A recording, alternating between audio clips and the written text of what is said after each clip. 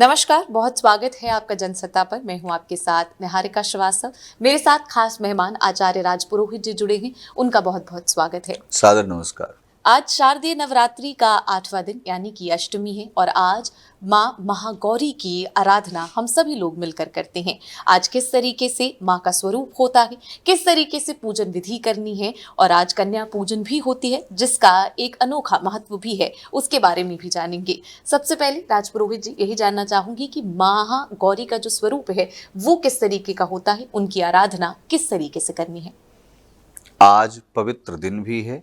पवित्र दिन के साथ साथ माँ भगवती महागौरी का यानी अष्टम नवरात्रि की तरफ हम प्रवेश कर रहे हैं।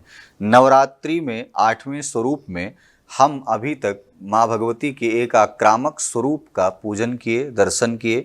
अब उसके बाद माँ भगवती स्वयं सभी शत्रुओं का दमन करके, उनका विनाश करके अब शांत चित्त में शिव जी के साथ वैवाहिक जीवन में प्रवेश करेंगी। ऐसे में माँ भगवती का यह अष्टम स्वरूप जो महागौरी के रूप में है, साक्षात पहली बात तो ये गौरी अर्थात गौ से संबंधित, जो जैसा कि आप लोगों ने गाय के गोबर में लक्ष्मी का पूजन होते हुए देखा होगा, साक्षात गौरी बना करके। लेकिन कहा गया है कि महागौरी की उपासना व्यक्ति वह करता है जो अपने जीवन में धैर्य को धारण करता है। जो व्यक्ति जिस प्रकार से माता पार्वती ने अपने जीवन में धैर्य धारण करके और शत्रुओं का, राक्षसों का उन्होंने वध किया, वध करने के साथ साथ भगवान शिव से वरदान के रूप में शिव को स्वयं प्राप्त किया, ऐसी माँ भगवती को अपनी चित्त में वही मनुष्य धारण कर सकता है जो धैर्य से, जो गंभीरता से परिपूर्ण हो। अब आज का यह पवित्र स्वरूप हमें संदेश क्या देता है?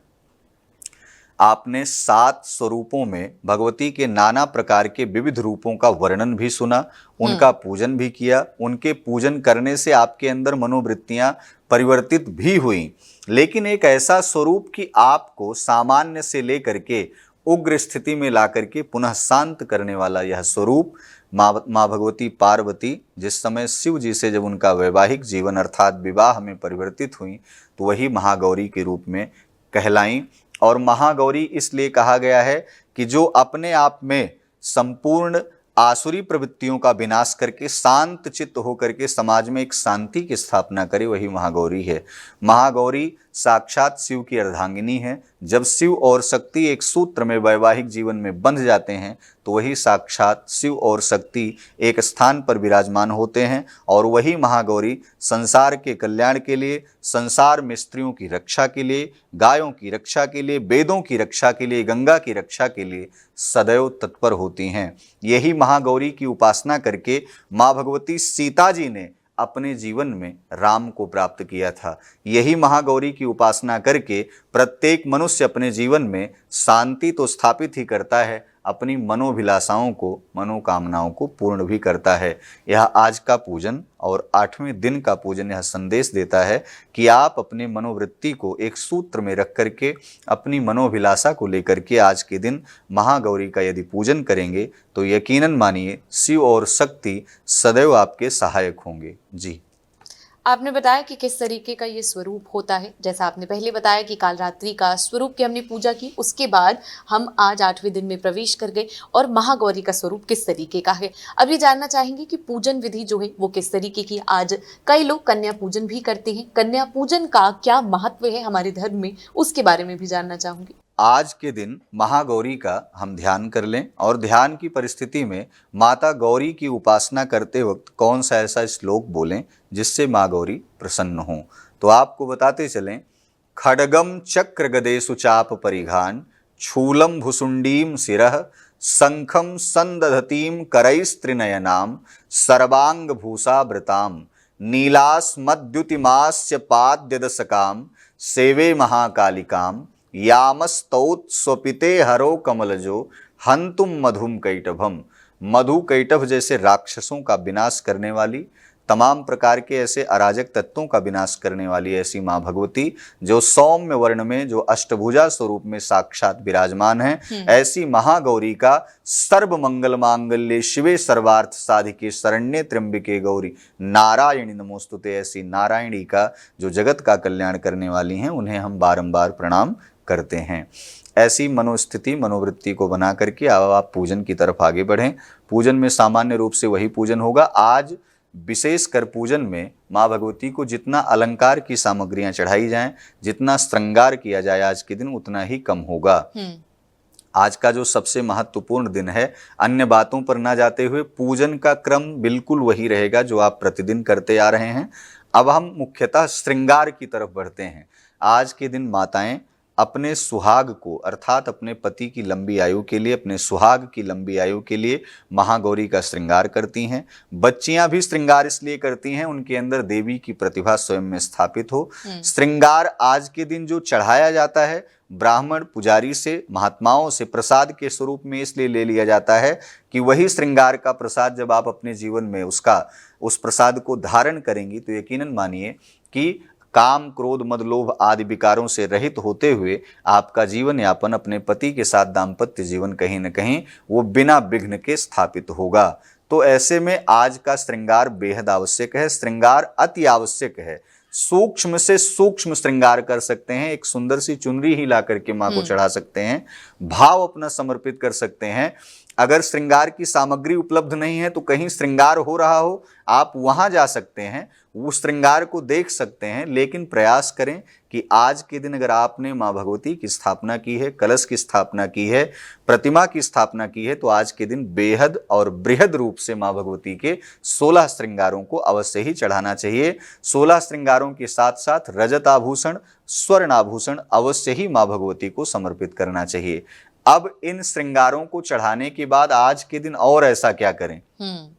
आज के दिन आपको बताते चलें कि सुंदर गुलाब के पुष्पों की माला भी पहनाएं, गुड़हल के पुष्पों की भी माला पहनाएं और गेंदे के पुष्प की भी माला पहनाएं। खासकर आज आपको बिल्व पत्र की भी माला अगर पहनाई जाए माँ भगवती को, तब भी समझ लीजिए कि बहुत ही अच्छा होगा, इसलिए कि शिव और शक्ति एक सूत्र में बैठे हुए हैं। तो बिल्व पत्र भी आप माँ भगवती को चढ़ा सकते हैं। अब रही बात कि जिन माताओं के जीवन में बालक या बालिका किसी भी प्रकार की संतान की उत्पत्ति ही नहीं हो रही है, उन माताओं के लिए आज का दिन सबसे महत्वपूर्ण है। क्या करना होगा? आज के दिन नारियल माँ भगवती के किसी प्राचीन मंदिर में ले जाकर के लाल चुनरी में लपेट कर और अपनी मनोकामना को पढ़ते हुए, बोलते हुए आप वह नारियल अगर माँ भगवती के मंदिर में आज के दिन चढ़ाएंगी तो यकीनन मानिए कि आने वाला अगला नवरात्र कहीं न कहीं वो आपके लिए खुशहाली का बहुत बड़ा संकेत लेकर के आएगा और संदेश लेकर के आएगा। तो विशेषकर और दूसरा उपाय ये भी है कि आज के दिन दूर्बा अवश्य ही चढ़ाना है। दूर्बा आप माँ भगवती को अवश्य ही चढ़ाएं, भगवान शिव को भी आज के दिन दूर्बा चढ़ाएं। श्रृंगार में सिंदूर आपको अवश्य चढ़ाना है, इसलिए कि श्रृंगार में अगर सिंदूर नहीं रहता तो संपूर्ण श्रृंगार वो अधूरा माना जाता है। तो इसलिए उन माताओं को श्रृंगार करके स्वयं भी बैठना है और भगवती को 16 श्रृंगार अवश्य ही चढ़ाना है। अब जो पूजन के क्रम में आगे जब हम बढ़ेंगे तो पुनः सुगंधित इत्र आज माँ भगवती के वस्त्रों में भी लगाना है। अन्य कलश आदि जहां जो भी आप वेदियों को स्थापित किए हैं वहां भी चढ़ाना है। साथ ही साथ धूप दीप नैवेद्य आज फिर से 8 दीपक जलाया जाएगा और भव्य दिव्य आरती होगी। यही पूजन का सामान्य क्रम है। अब रही बात जो आपने प्रश्न पूछा कि कन्या पूजन का क्या महत्व है जी। आज के दिन 12 वर्ष से कम आयु की जो कन्याएं हैं, यदि उनका पद प्रक्षालन करके जो व्यक्ति पूजन करता है, उस चरणोदक का पान करता है और उन्हें पठन और पाठन की सामग्रियों को देता है, साथ ही साथ दक्षिणा और फल को जब समर्पित करता है, तो यकीनन मानिए कि उस बाल रूप में साक्षात शैलपुत्री की वह प्रतिमा आपको आशीर्वाद देती है और उस आशीर्वाद से आप निरंतरता सदैव आपकी बनी रहती है। आप हमेशा बिना किसी विघ्न के आप अपने रास्ते में सदैव अग्रसर होते रहते हैं। तो इसलिए कन्या पूजन जीवन में इसलिए आवश्यक है और कन्या पूजन यह संदेश देता है पूरे समाज में, संस्कृति को, सनातन को, कि जब जब हम कन्या पूजन करते हैं तो समाज को एक प्रेरणा मिलती है कि इस देश में जहां नारी का सम्मान, जहां गाय का सम्मान, गंगा का सम्मान, स्त्री का सम्मान, गीता का सम्मान होगा, वहाँ पर राष्ट्र, वहाँ पर धर्म, यह दोनों बचा रहेगा, वहाँ पर मर्यादा बची रहेगी, संस्कृति बची रहेगी। इसलिए कन्या पूजन आप लोगों को बढ़ चढ़ करके करना चाहिए। साथ ही साथ कन्याओं को कुछ न कुछ ऐसा उपहार देना चाहिए जिससे उनकी शिक्षा आगे बढ़ सके। तो यह बेहद महत्वपूर्ण है। तो जी। कन्या पूजा का महत्व आपने बताया, क्या कुछ उपहार में देना चाहिए ये भी आपने बताया। अब ये जानते हैं कि आज जो है महागौरी के लिए ये जो स्वरूप है उसके लिए किस तरीके का महामंत्र होना चाहिए, और साथ ही साथ उपाय जो है, अगर आप दर्शकों को कुछ बताना चाहें कि आज क्या कुछ खास उपाय जो तमाम राशि के जातक है वो कर सकते हैं, और किन जातकों को आज थोड़ा बचकर चलने की जरूरत है। 12 राशियों के संपूर्ण जातकों के लिए आज का एक विहंगम दृश्य है। आज के दिन 12 राशियों के जातकों को विशेष कर पूजन करना चाहिए, आराधना करनी चाहिए। इससे संपूर्ण 12 राशियों के जातकों के अंदर एक अलग सा तेज उत्पन्न होगा। अब आज के दिन कौन सा ऐसा मंत्र का पाठ करें जिससे आपके अंदर ऊर्जा भी समाहित हो और आपकी वाणी भी सिद्ध हो। ऐसा सुंदर मंत्र है, सर्व मंगल मांगल्ये शिवे सर्वार्थ साधिके शरण्ये त्र्यंबिके गौरी नारायणी नमोस्तुते। दूसरा भी एक महामंत्र है जिसका आप स्मरण कर सकते हैं, गुनगुना सकते हैं। सर्वस्वरूपे सर्वे से सर्वशक्ति समन्विते भयेभिस्त्राहिनो देवी दुर्गे देवी नमोस्तुते। हे माँ भगवती, आपको दुर्गा रूप में 9 रूपों में आपको हम बारंबार प्रणाम करते हैं और अपने जीवन में एक अलग सी प्रतिभा का अवलोकन करते हैं कि आपका पूजन करके हमारा एक मार्ग निहित हो।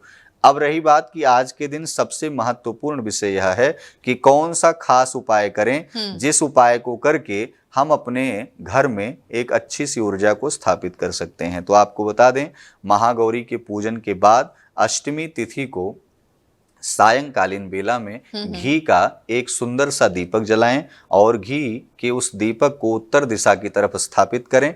उस दीपक में घर में किसी भी प्रकार की नकारात्मकता होगी तो वह दीपक आपका जलता रहेगा और नकारात्मकता समाप्त हो जाएगी। यदि नकारात्मकता अत्यधिक एक बलिष्ठ रूप में विराजमान है तो वह दीपक खंडित भी हो सकता है, बुझ भी सकता है। तो आपको ध्यान रहे, चिंतित अवस्था में ना हो, किसी विप्र ब्राह्मण पुजारी को बुला करके विधिवत पाठ यज्ञ अनुष्ठान संपन्न कराएं और उस घर की नकारात्मकता दूर भी करें। और आप स्वयं से, यज्ञ अनुष्ठान एक समय हो जाता है लेकिन आपको स्वयं से भी कुछ न कुछ ऐसे मांगलिक उत्सव, मांगलिक अवसर बना करके रखने चाहिए जिससे ऐसी नकारात्मकता प्रवेश ना करे। इस सामान्य से उपाय को करके आप अपने जीवन में माँ महागौरी की कृपा को प्राप्त कर सकते हैं।